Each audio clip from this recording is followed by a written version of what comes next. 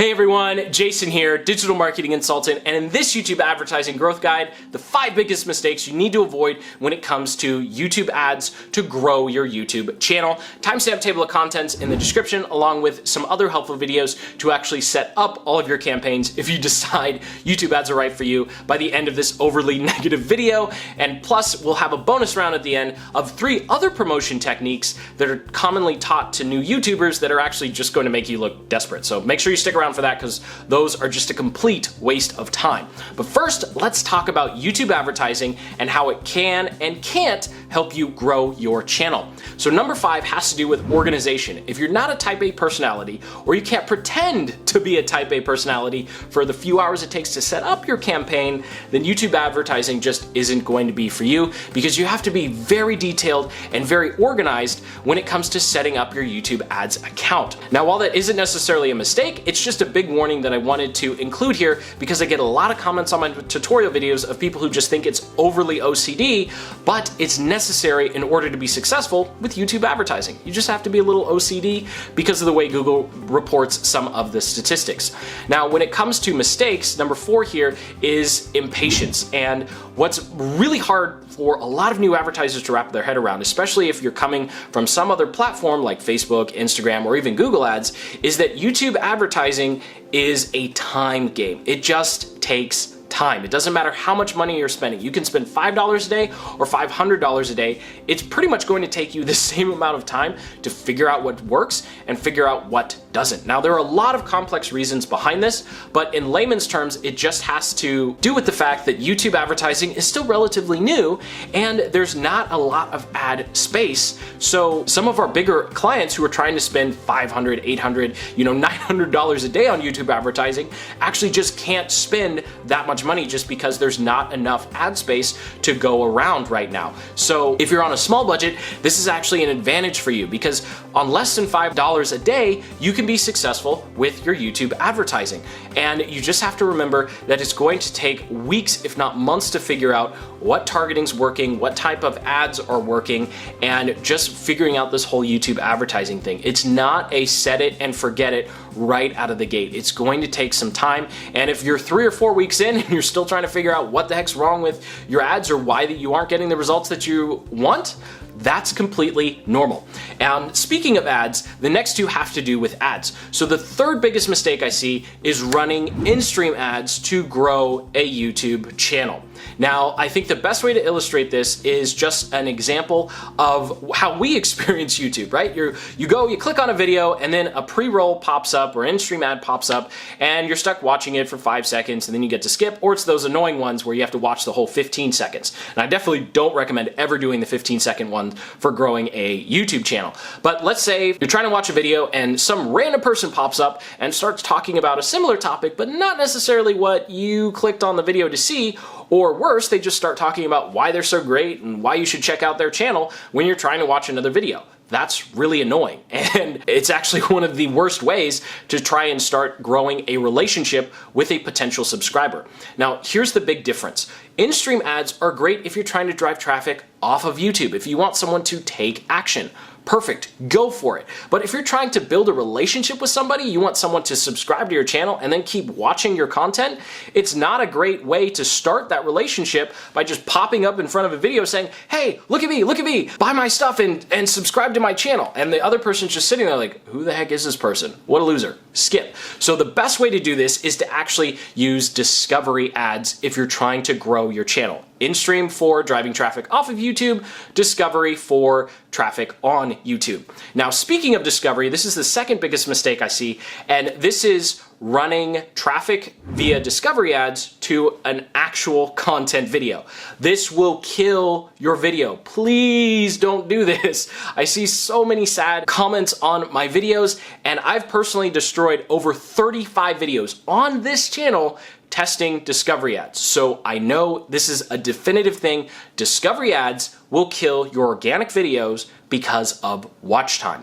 On average, when it comes to running advertising, your advertising watch time, while you get a bunch of views for a couple cents, awesome, that watch time statistic is going to be driven down because ad views tend to be less than organic views when it comes to watch time. Not so great, and YouTube cares about that watch time. So when it comes to running discovery ads, you're trying to promote your videos or promote your channel, have your content video and then create another version of it, and you only have to change a minute or two of the video so it's not seen as a duplicate in YouTube's eyes, and then run traffic to the second one. So you have your normal content video, and then you have your video that's just to run advertising. That way you can still grow your channel, you can build brand awareness, you can connect with new people on a video that is specifically there just for discovery ads, and then you still have a chance to rank organically and get suggested organically with your actual content video. I know it seems like extra work. You're like, why can't I just drive traffic to my normal content video? But I promise you, it's going to destroy the organic rankings of your normal video, and it's never going to see the light of day again, and it's actually going to essentially just be dependent upon YouTube ads, which is not what you want for your organic posts. Now, the final reason you might not want to be starting off with YouTube advertising, and this is a mistake in a broader context of us just being small channels and getting started. You have a lot on your plate. You're trying to figure out how to rank your videos organically. You're trying to figure out what your videos should be about. You're trying to improve your video quality. Hopefully you're actually trying to comment to all the comments that are on your videos, which I'll actually get to in a second here. And then on top of that, now you're trying to do YouTube advertising. That is way too much in the beginning. So if you're not already in a flow and kind of this nice rhythm of posting consistent content, 3 to 4 videos a week on YouTube, don't bother with YouTube advertising. It's just going to be a distraction. So in the broader context of trying to grow your channel, the importance of YouTube advertising on that spectrum is probably should be a priority 3 or 4 compared to learning how to rank your videos, making better videos, and engaging with your audience. And number 4, if you can, make more videos. So if you have a choice between making more videos or trying to figure out this YouTube advertising thing, just make more videos. The importance of you making more videos and becoming more comfortable on camera, well, as comfortable as we can be, talking to a camera, is super important, so much more important than YouTube advertising. YouTube advertising is something you can always add later to accelerate the growth of your channel, but it shouldn't be seen as a shortcut to jumpstart the growth of your channel. So that does it for the 5, I guess technically 3 mistakes and then 2 warnings when it comes to YouTube advertising. And now I want to get into the bonus round of the 3 other promotion techniques that I see taught that is just a waste of time and going to make you look desperate.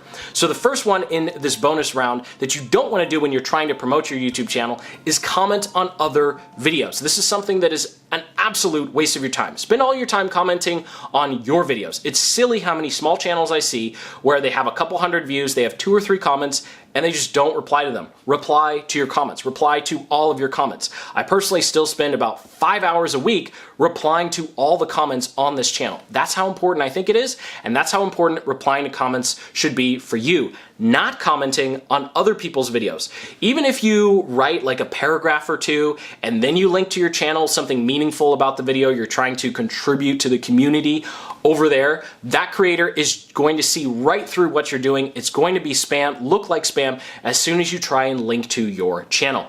Now, the second thing, speaking of spam, that you want to avoid when trying to promote your YouTube channel organically is going to Facebook groups and then trying to drive traffic from Facebook over to YouTube. Again, even if you spend a month or 2 engaging with that group and linking to other people's YouTubes or trying to build value and rapport, number 1, you should have spent all that time making YouTube videos instead of engaging in someone else's group and building up someone else's community. And number 2, as soon as you try to promote yourself, it's going to look disingenuous and people can see right through that strategy because it's been used so much. Now, the third thing you absolutely want to avoid when trying to promote your YouTube channel is doing any sort of views from Fiverr. Most of what's on Fiverr is just robots. Even if you message them and you say, hey, are you using robots? They're just gonna say, no, of course we're not using robots. And then you buy the gig and yeah, they use robots. Or what they do is they go and they spam a bunch of Facebook groups, which also doesn't help your brand long term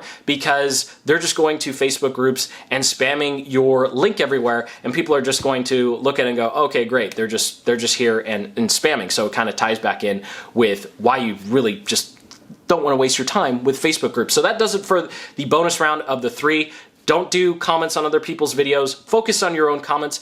Don't spend your time trying to grow your rapport in other Facebook groups. Spend your time making more videos. And don't try and shortcut the system by going over to Fiverr and trying to get a bunch of real views, because they're fake views, right? So thank you so much for watching. I hope you found this video informative and actionable. If you got some value out of it, hit that like button, comment below if you have any questions or concerns about whether or not YouTube advertising is right for you. I intentionally wanted to make this a very cautionary video because YouTube advertising is an awesome tool, but it does come with a lot of risks, and we need to consider it in the context of trying to grow our channel as a whole. So hit that like button, subscribe, and as always, keep building the business you love.